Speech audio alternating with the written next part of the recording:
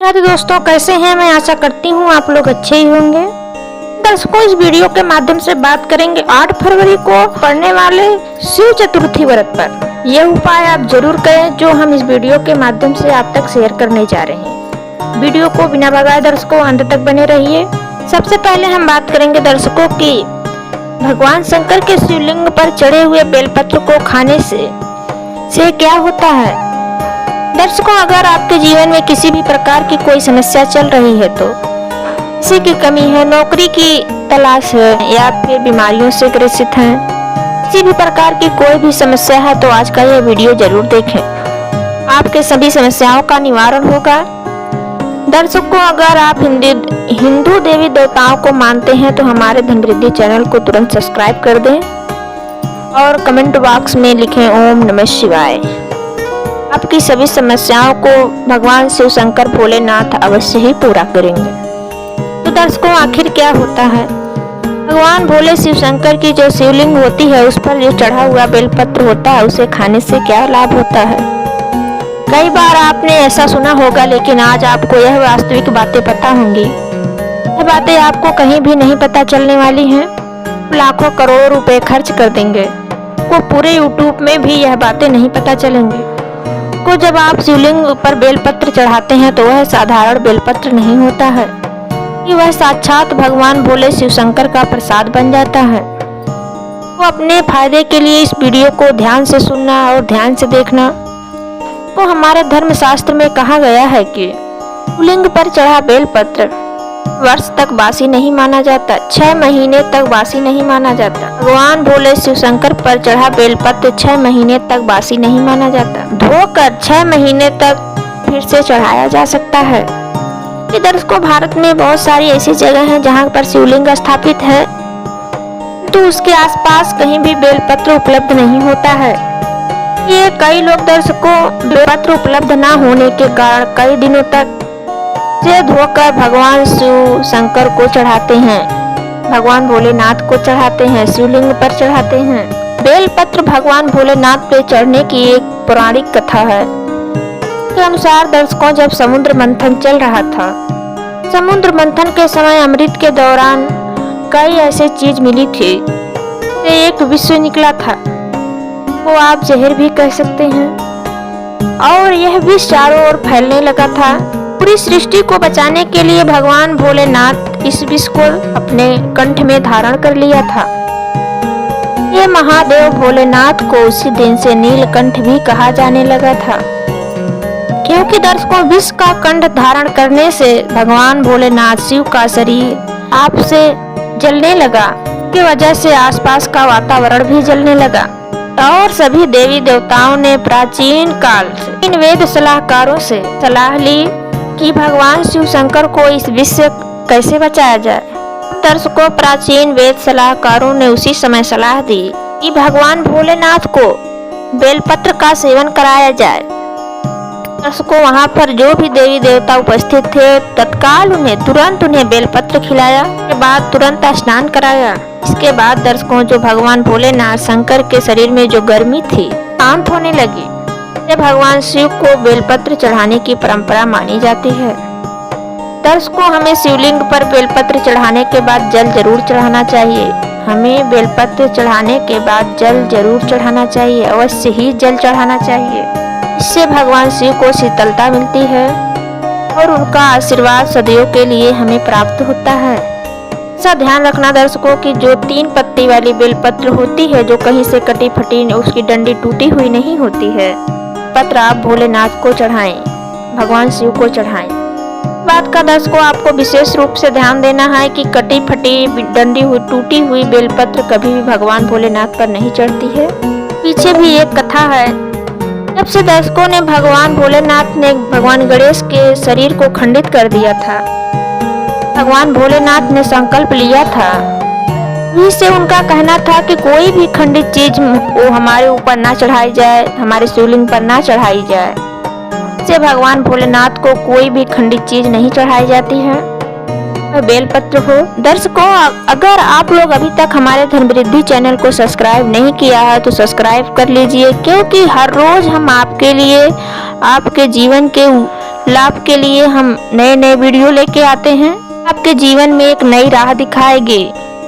दर्शकों, अगर आप प्रत्येक दिन भगवान शिव पर बेलपत्र चढ़ाते हैं तो हमारा मानना है कि आपके ऊपर कोई भी कठिनाई नहीं आएगी, दुख दरिद्रता नहीं आएगी।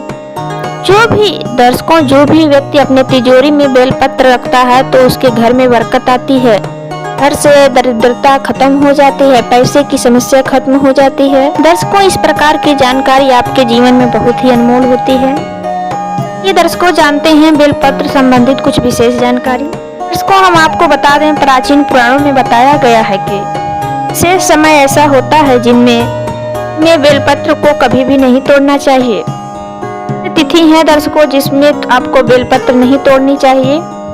हमारे धर्मशास्त्र में रहते हैं, जैसे कि हमारे धर्मशास्त्र में रहते हैं बेलपत्र को दर्शकों पूर्णिमा, अष्टमी, अमावस्या, मकर संक्रांति, इस तिथि में दर्शकों आपको बेलपत्र कभी भी नहीं तोड़ना चाहिए। ये साथ साथ दर्शकों सोमवार के दिन भी बेलपत्र को नहीं तोड़ना चाहिए। तो सोमवार के दिन भगवान भोलेनाथ बेलपत्र में वास करते हैं।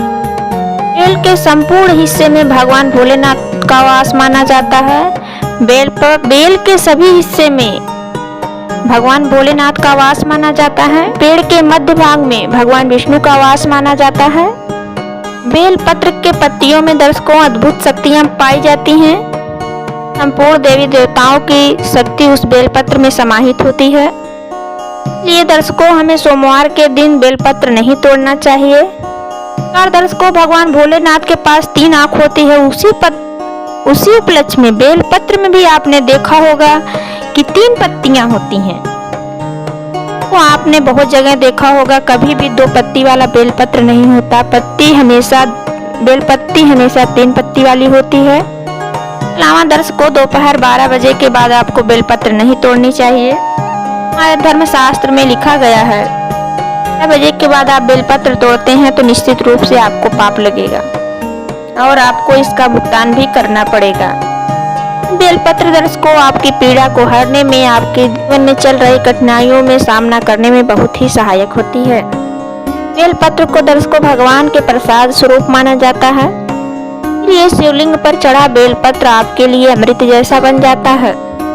उसको शिवलिंग पर चढ़े बेलपत्र को नित्य रूप से खाने से आपको क्या फायदा मिलता है, जीवन में क्या बदलाव आते हैं। शिवलिंग पर चढ़े बेलपत्र को खाने से दर्शकों हमारे शरीर के सभी रोग दूर हो जाते हैं। दर्शकों अगर आप अपने जीवन में बिना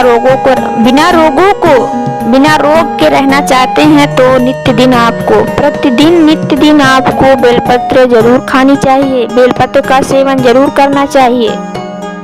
आपको भगवान भोलेनाथ के इस प्रसाद को ग्रहण करना आपके लिए अति आवश्यक है। बेलपत्र खाने से दर्शकों आपका भाग्य बलवान होगा। आपके भाग्य कैसे भी हो, जिस समय से आप बेलपत्र खाना आरंभ करेंगे दुर्भाग्य दर्शकों सौभाग्य में बदल जाते हैं। आपकी किस्मत, आपकी तकदीर आपके अनुरूप चलने लगती है। इसके बाद दर्शकों आयुर्वेद में भी कहा जाता है कि बेलपत्र खाने से शरीर में कोई खून संबंधी, रक्त संबंधी बीमारी है तो वो भी आपको समाप्त हो जाती है। अगर आप नित्य 5 बेलपत्र खाते हैं तो आपके खून में जो भी गंदगी होती है वो साफ हो जाती है। दर्शकों पूरी तरह से नष्ट हो जाती है। आपके शरीर का खून साफ और स्वच्छ हो जाता है। बेलपत्र दर्शकों हमारे शरीर के खून को फिल्टर करने का काम करता है। तो आप सभी ने देखा होगा कि हर किसी के घर में एक तुलसी का पौधा जरूर होता है। तुलसी के पौधे में दर्शकों साक्षात माता लक्ष्मी का वास होता है। को कुछ नहीं करना है कि पेड़ से आपको एक तुलसी का पत्ता तोड़ लेना है। का पत्ता तोड़ते समय जय श्री कृष्ण अवश्य बोलना। पौधा तोड़ना बहुत ही अपशकुन या पाप माना जाता है। आप जय श्री कृष्णा बोलते हैं तो इसका आपको कोई पाप नहीं लगता है। भगवान श्री कृष्ण का नाम लेते ही हरे कृष्णा की प्राप्ति होती है। तुलसी के पौधे को दर्शकों आपको गौ माता को खिलाना है। 7 दिन खिलाना है दर्शकों। हाथ धोकर दर्शकों इस शुभ कार्य को आपको करना है। दिनों के बाद दर्शकों जो भी आपकी मनोकामना है वह अवश्य ही पूर्ण होगी। उपाय करने से दर्शकों आपको विशेष लाभ की प्राप्ति होगी। दर्शकों, इस उपाय को कोई भी व्यक्ति कर सकता है। दर्शकों, इसका लाभ उसी व्यक्ति को मिलता है जो सच्चे हृदय सच्चे मन से इस कार्य को करता है, इस उपाय को करता है ही यह लाभ प्राप्त हो सकता है। इसी के साथ दर्शकों, आज का यह वीडियो समाप्त होता है। अगर वीडियो पसंद आई हो तो लाइक करें, कमेंट करें, शेयर करें और हमारे धन वृद्धि चैनल को सब्सक्राइब जरूर करें।